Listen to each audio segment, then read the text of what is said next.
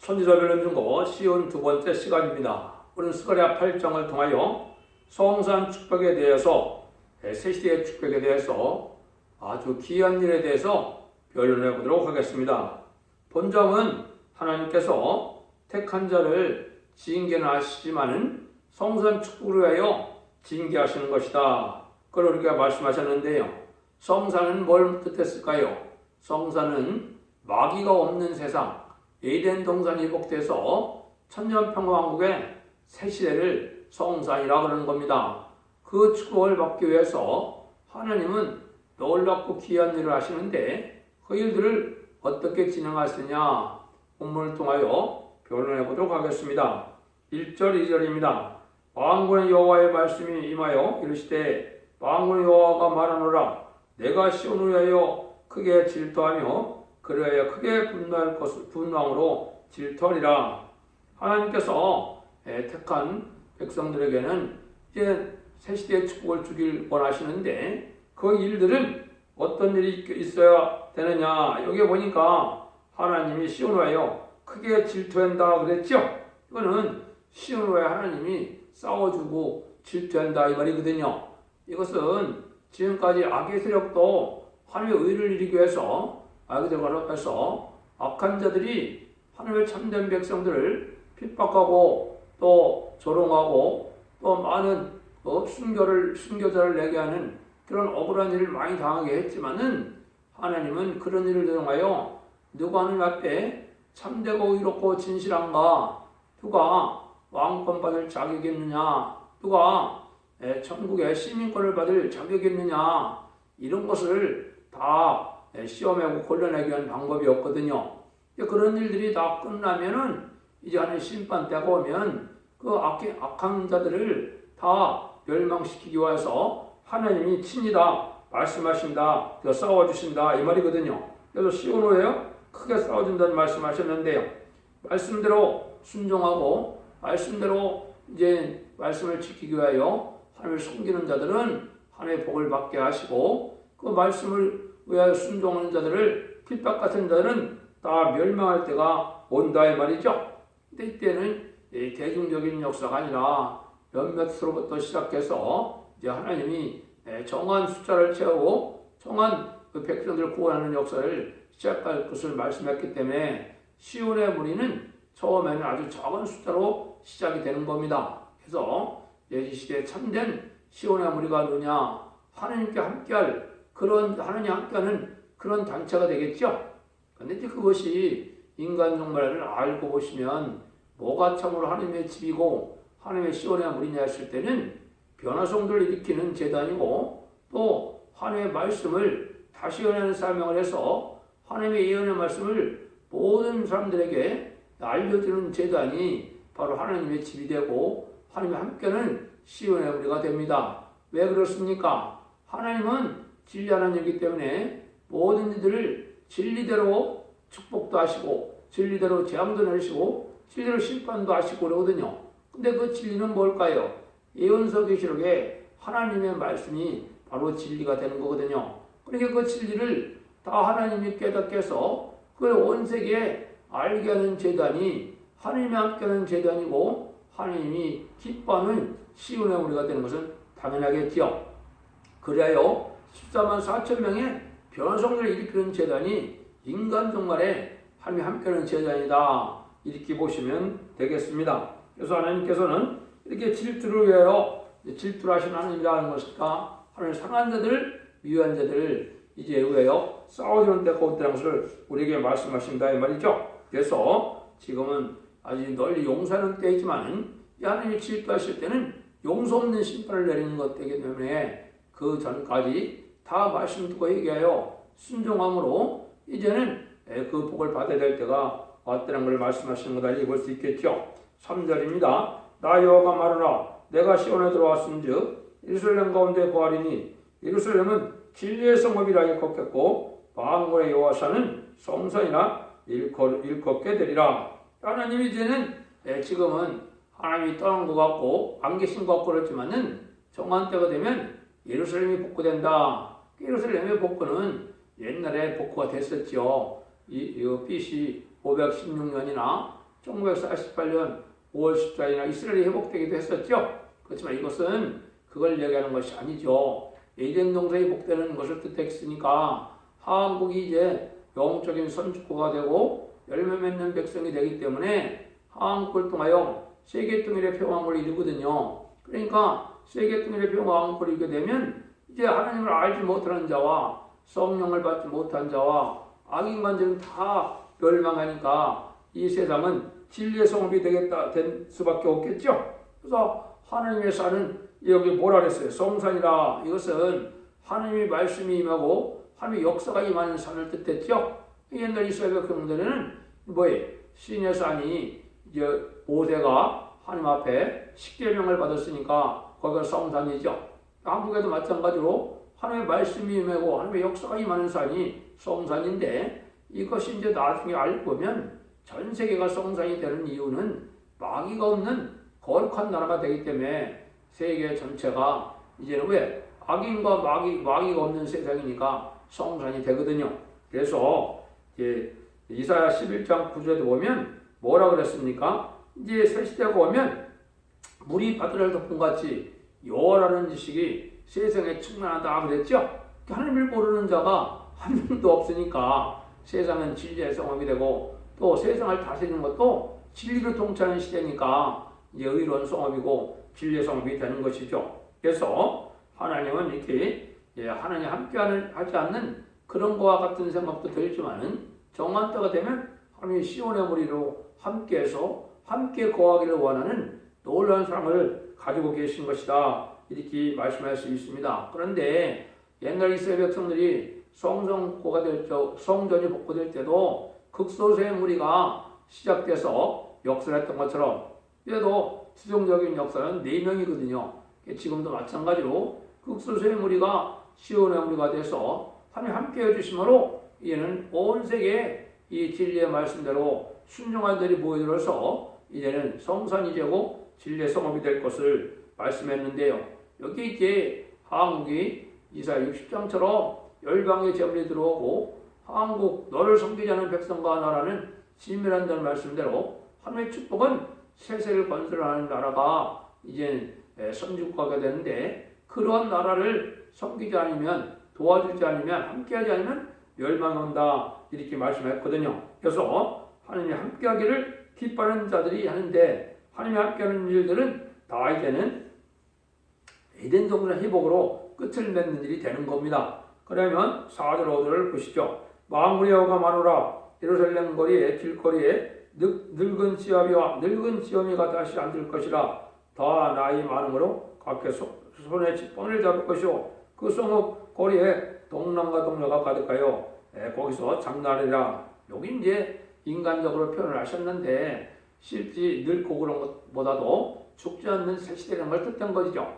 그래서 지금 이제 80이 됐다면 전일왕국은 1000년이 넘으니까 1000살이 넘겠죠. 1000에서 80이 되겠죠. 그러나 마찬가지로 많은 자들이 이제 나이 많은 사람들이 많다 이 말입니다. 거기는 죽지 않는 새 시대니까 동남과 동녀가 많다고 그랬죠. 수없는 아이를 탄생시키고 생산하는 때이기 때문에 아주 어린 아이도 많고 노인도 많은 나라다 이렇게 얘기한 겁니다. 그래서 거기서 늙어서 병들어서 지병을 짚은 것이 아니고 이거는 나이가 많은 분들이 많다. 또 젊은 아이들은 많은 그런 새 시대다. 이걸 우리에게 말씀하신 것이죠. 왜 그렇습니까? 진리 앞에 순종하지 않아요? 이제는 사명이 왔으니까 진리 앞에 순종하면 사명이 없어지는 시대가 오는 것이 하느님의 말씀이거든요. 이게 정상적인 건데 6천년 동안 다 죽다 보니까 죽는 것이 정상인 것처럼 느껴지죠? 하느님은 그렇지 않습니다. 이제는 죽음이 없는 시대를 주기를 원하신 것이고 그걸 다시 이루는 것이 하나님의 언약의 말씀인 겁니다. 그래서 사망이 없게 한다. 이것은 잘 기독교인도 믿지 못하는데 성경에 있는데 여러 군데 약속을 하셨어요. 하나님은 진리 하나님인데 약속을 하시고 약속을 안 지키겠습니까? 그래서 이사야 65장 22절에는 내 백성의 수완이 남의 수완과 같다 이렇게 했거든요. 남은 1000살, 2000살도 살지 않습니까? 그런 나이가 된다는 말씀도 약속을 했고 또 이사야 25장 6절에서 8절에는 사망을 영원히 멸하시겠다. 사망 자체가 없어지는 나라가 온다. 이걸 또 약속을 하셨거든요. 또 북방 공산당이 악의 세력이 아주 번성하는 때는 이 심판하기 위하여 이 악의 세력을 일으켰는데, 그때가 되면 무슨 믿음을 주겠느냐? 주께서 심판하기 위할 때 이때는 우리가 사망에 이르지 아니한다. 이거를 깨닫는 복음이 있을 걸 얘기했죠. 이것이 바로 아름다운 소식이거든요. 말세의 복음이거든요. 그래서 계시록 14장 6절에는 이걸 영원한 복음이라고 그랬죠. 여러분들이 지금 믿는 것은 이 마태복음 24장 14절에 보면 천국 복음이죠. 죽어서 천국 가는 거니까. 근데 영원한 복음은 죽음을 맛보지 않는 그러한 복음이다. 그러니까 이것이 하나님의 약속이다. 이렇게 볼 수가 있겠죠. 근데 예수님도 그러면 이런 약속을 안 하셨느냐? 두 번이나 이런 약속을 했거든요. 한 번은 요한복음 8장 51절에 진실로 진실로 너희로니 사람이 내 말을 지키면 죽음을 영원히 보지 아니하라. 죽음을 영원히 보지 아니한다고 예수님이 말씀을 했는데 이게 거짓말이겠습니까? 문자 그대로 이루어지는 거거든요. 이게 재림의 때를 얘기한 것이거든요. 또 이제 나사로를 살려놓고 나서 예수님이 또 뭐라 그랬습니까? 나는 부활이요 생명이니 나를 믿는 자는 죽어도 살겠고 무릇 살아서 나를 믿는 자는 영원히 죽지 아니하리라. 이것을 네가 믿느냐? 예수님이 직접 그랬거든요. 그러니까 나를 살아서 나를 믿는 자는 영원히 죽지 않는다고 그랬죠. 이게 재림의 주가 오실 때 예수님의 말씀을 지키는 자들은 영원히 죽지 않는 일이 있다 이 말이거든요. 죽지 않고 세치하고 죽지 않고 변화를 승천하게 된다. 그래서 사도 바울도 고린도전서 15장 26절에 보면 맨 나중에 멸망받을 원수는 사망이니라. 사망 자체가 없어진다 그랬죠. 이것이 이제 천일왕국 시대부터 사망이 없어지는 시대가 오는 겁니다. 그래서 천일왕국 후에는 또 무궁세계가 돼서 영처럼 물론 천국에 가니까 영원 천국에 가니까 또 사망이 없겠지만은 이 시대도 천일왕국 동안에는 늙어 죽는 일이 없게 될 것을 말씀하시는 겁니다. 이것을 믿어야 이 시대에 하나님의 말씀을 참 믿음인데, 이것은 이런 내용들이 너희들은 이상하게 생각하고 귀하게 생각한다 이 말이에요. 근데 하나님은 원래 이렇게 하기로 돼 있고 하나님이 이렇게 또 하신 거기 때문에 하나님도 귀하지 않은데 너희들은 귀하다 이 말이죠. 그게 이제 6절입니다. 망군의 여호가 마누라. 이 말이 그날에는 남은 백성의 눈에는 귀하려니와 내 눈에 어찌 귀하겠느냐? 나 망군의 여호와의 말이니라. 그래서 인간을 창조할 때 자체도 이제는 영원하게 살기 위해서 창조한 것인데 죄 때문에 사망이 왔으니까 죄를 없애주면 사망이 없는 게 당연한 거다 이 말이거든요. 그러니까 이 말세에 복음이라는 것은 이 표현을 듣고 이제는 회개하고 지켜서 순종하면 원죄자 범죄를 다 해결시켜주는 일이 되는 거거든요.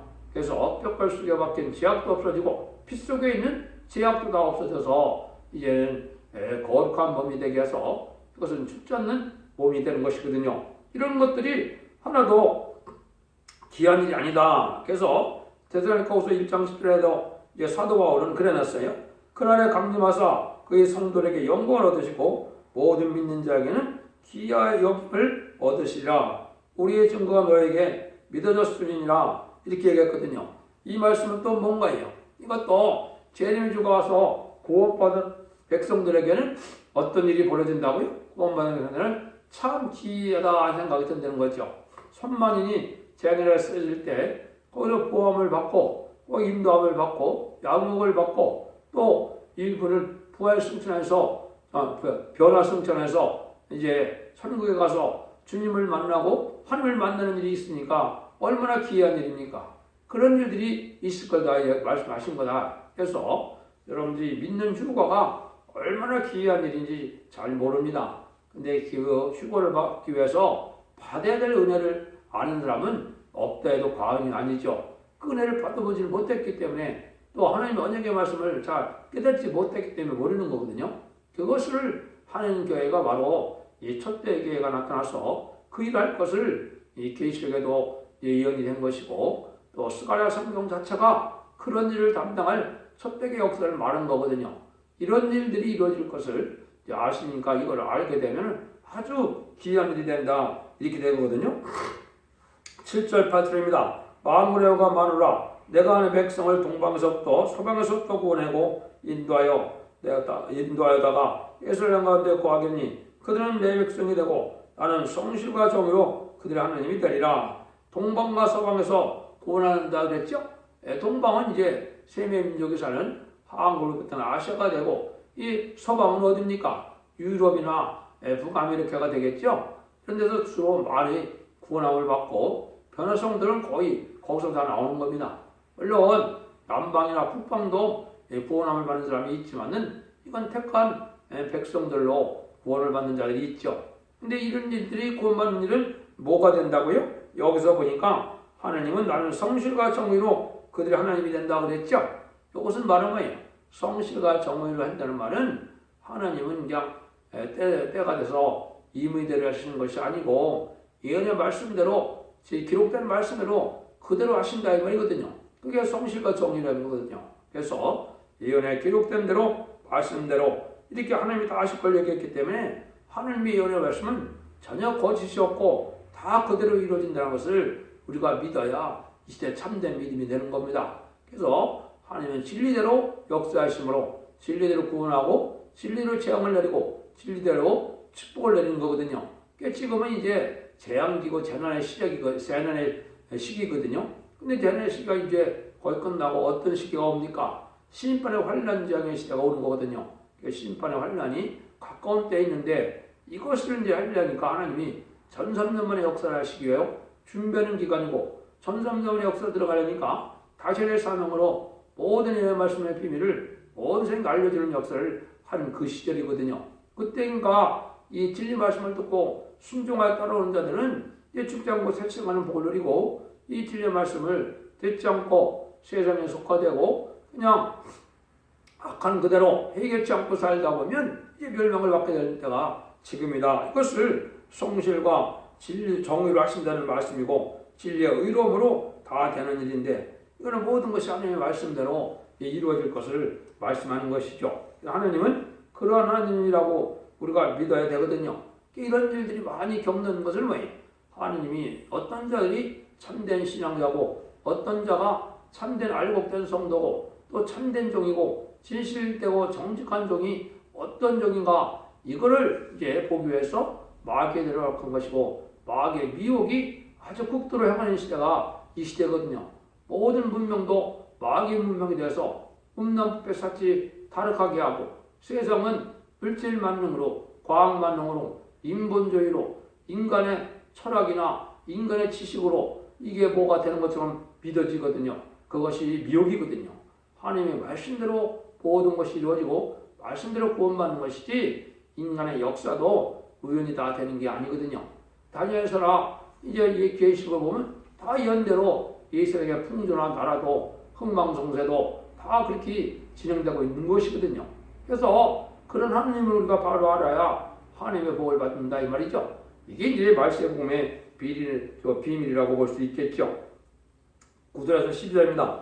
만군의 여호와가 말하라. 만군의 여호와의 집 곧 전을 건축하려고 그들 썼던 날에 일어나 3절의 2배의 말을 이때 듣는 너희는 손을 경고해야 할 자다. 그 전날에는 사람을 사고를 받지도 못하고 짐승도 사고를 받지 못하였으며 사람이 대적을 인하여 주의 평안치 못하나니 이는 내가 무사람으로서 치게 하였음이니와 만군의 여호와의 말하노니 이제 내가 이 남은 백성을 대하기를 전일과 같지 아니할 것인즉 곧 평안한 뜻을 얻을 것이라. 포도나무가 열매를 맺으면 땅이 산물이 내며 하늘이 이슬을 내리니 내가 이 남은 백성으로 이 모든 것을 누리게 하리라.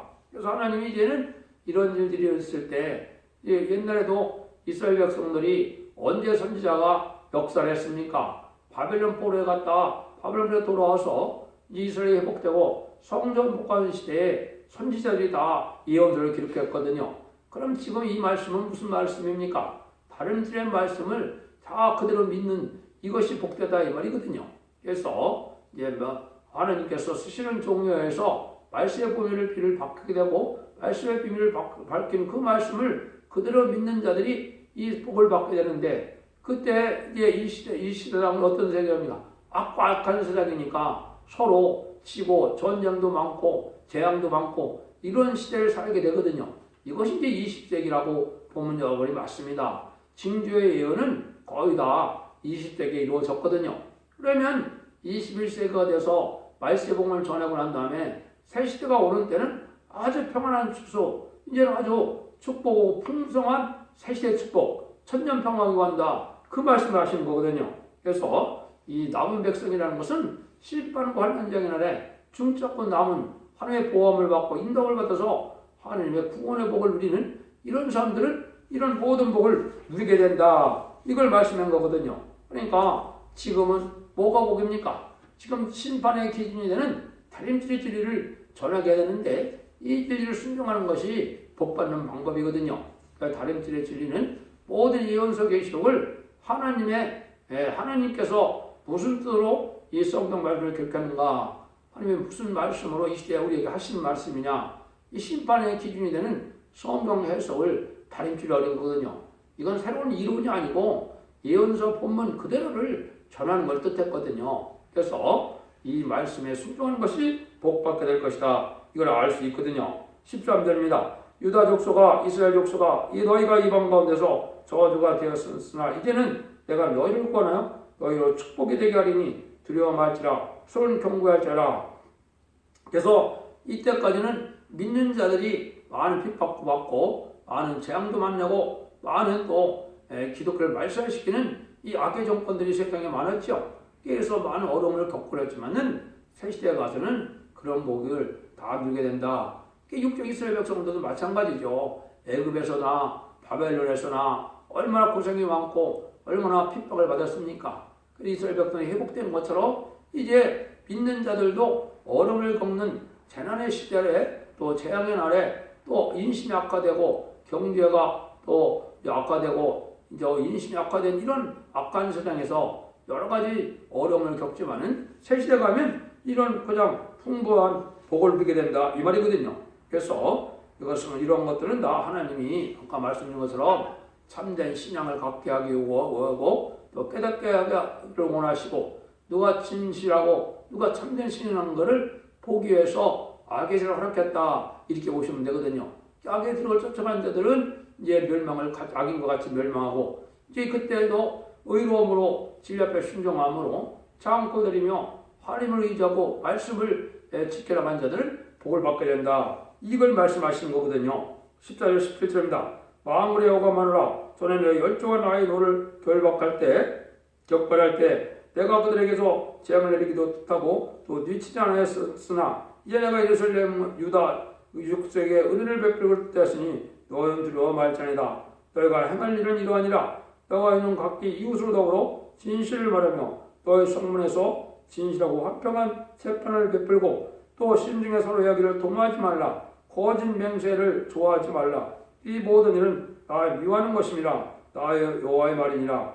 이거는 많은 재앙을 내리기도 하고 어려움을 겪게 한 것도 하나님이 하시기도 허락을 했지만은 이제 우리 보고 말씀을 만난 우리 보고 어떻게 살려는 겁니까? 아주 화목하고 성실하고 진실하고 서로 도와가며 이렇게 살려는 거죠. 싸움하지 말고 사랑으로 살려는 것이요. 이게 진정한 천국 백성이 되는 것이죠. 예수를 믿는 데면서도 악한 마음과 강팍한 마음과 많은 탐욕과 욕심으로 속하던 마음으로 타락한 삶을 산다면 이거는 하나님의 백성이 아니거든요. 그래서 여러분들이 이제 성령을 받고서 진리 앞에 순종하면 온유하고 겸손한 이런 심령으로 변화가 되고 이제는 변화 선물에서 제약이 선물되므로 이제는 관용이 많고 사랑이 넘치고 이런 삶으로 변화되는 것이 진리의 위력이거든요. 그러니까 여러분 이 세상이 지금 강박하고 완악해지는 일은 뭡니까? 진리 앞에 순종하지 않으므로 누구의 지배를 받게 됩니까? 마귀의 지배를 받게 된 것이거든요. 이게 영적 원리의 기본입니다. 진리의 말씀을 지키고 순종하면 완악하고 강팍해질 수가 없는 거거든요. 그렇게 살아야 새시대의 백성이 된다. 이걸 지금 한 거거든요.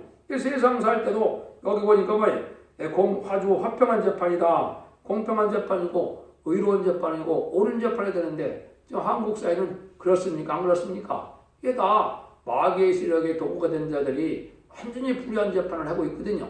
이것들이 이제 망할 세상이 되고 심판의 대상이 된 세상임을 알려주는 거거든요.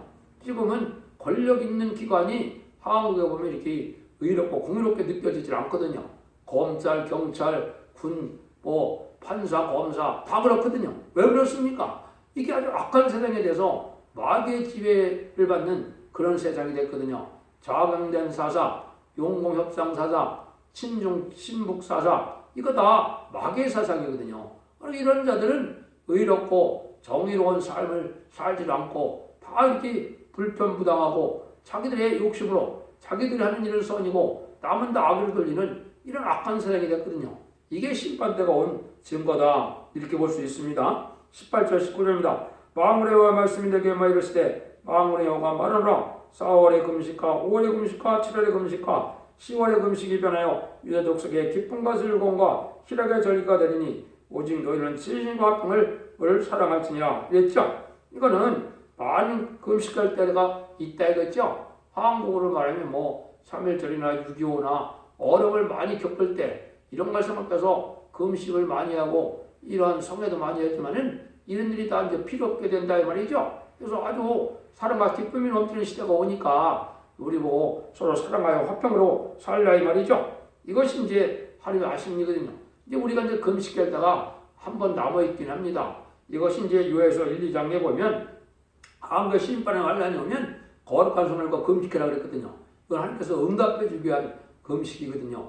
그때는 여러분들이 같이 모여서 금식하고 응답받는 것이 아주 복받는 일이거든요. 그런 일이 한 번 있지만은 이제 새 시대 가서는 금식할 필요가 없겠죠. 이제 그러니까 얼마나 좋은 세상이 오느냐 이걸 말씀한 거거든요. 만군의 여호와가 말하노라 구의 여러 백성과 많은 성읍의 거민이 올 것이라 이 성읍이 저 성읍에 가서 이르기를 우리가 속히 가서 만군의 여호와를 찾고 여호와께 은혜를 구하자 할 것이면 나도 가게노라 하겠으며 많은 백성과 강대한 나라들이 예루살렘으로 와서 만군을 찾고 여호와께 은혜를 구하리라. 이거는 이제 온 세상이 이제 말씀에 뒤따라 오게 되는데 이게 이제 한국이 그런 말씀이 되는 겁니다. 모든 예언서는 한국을 중심으로 말씀했기 때문에 딴 나라는 깨달을 수가 없거든요. 사명자도 한국에서 나오게 되기 때문에 이 말씀의 비밀은 딴 나라가 알 수 없으니까 말씀에 따라서 은혜를 받게 돼서 다 말씀대로 복을 받으려고 한국으로 온다 이 말이거든요. 시수한 4,000명의 변호사무대가 된 것은 한국에 와서 일 맞는 수밖에 없거든요. 그러니까 모든 백성들이 한국으로 보여줄 것을 여기 이렇게 말씀하는 거거든요. 그런 일들이 있을 걸 얘기했는데 이때 이제 23절에 더 구체적으로 했죠. 만군의 여호와가 말하노라 그날에는 망언이라는 17백성이 영국에서 10명이 유다 사람 하나의 오스랑을 잡을 것이며 곧 잡고 말하기를 하나님이 너희와 함께 하심을 들었나니 우리가 너희와 함께 가려 하노라 하시니라 이랬죠. 요거는 이제 말세의 복음의 비밀을 이제 한국에서 전하게 되면 이 복음의 비밀로 복받게 한다는 것을 깨달을 때가 오게 되면 다 한국으로 온다 이 말이죠. 이거는 이제 구체적으로 말씀한 성경이 있죠. 그래서 이사야 60장에 보면은 이런 때가 되면 열강의 재물이 한국에 오는데 모든 약대를 타고 온다 그랬죠. 약대는 자동차를 뜻했고 또 비둘기를 타고 온다 그랬죠. 비둘기는 비행기를 뜻했고 또 다시제 배라고 그랬죠. 배를 타고 오니까 이제 앞으로 자동차나 또 비행기나 배를 가지고 다 한국으로 모든 걸 얘기했거든요. 이럴 때가 이제 동방 역사가 일어나서 한국 선진국가가 되어서 이제 전산남의 역사할 때 제레미를 영접하는 복음을 이때 전할 때 다 이렇게 보여줄 것을 얘기를 했지요. 이것은 이제 또 구체적으로도 말씀하신 것이 바로 뭐냐. 이사야 62장 4절에 보면 헵시바와 뿔랴라는 말이 있죠. 여기에 바로 한국에 응할 때를 얘기하는 겁니다. 헵시바는 이제 여호와께 너를 기뻐하게 된다는 뜻이고 또 뿔랴라는 말은 내 땅은 결혼한 여자다 결혼한 바가 된다 이 말이거든요. 한국 사람들이 이제는 한국 땅과 결혼한 것처럼 한국으로 복받으려고 다 모여든다 이 말입니다. 그 다음에는 기뻐하는 일은 말은 뭐입니까? 하나님이 말세 사명자를 기뻐하는데 14만 4천 명은 하나님이 기뻐하는 말세 사명자에게 너는 결혼한 것처럼 그 사람하고 또 결혼해라. 그래서 여기 보면 헵시바라 뿔려는 말을 사용한 거거든요. 이게 참 기묘한 비밀을 말씀한 거거든요. 한국의 땅이 복을 받고 한국의 사명자가 복을 받아서 이렇게 온 나라 사람들이 한국의 사명자와 또 한국의 땅과 결혼하려고 하는 그런 것 같이 된다 이 말이거든요. 이게 이사야 62장 내용이거든요. 이사야 62장 4절에 보면 그 말씀이 나오는데 여러분 이것이 바로 신나게 이제 그런 날이 올 때가 된 거거든요. 결론을 말씀드리고 마치도록 하겠습니다.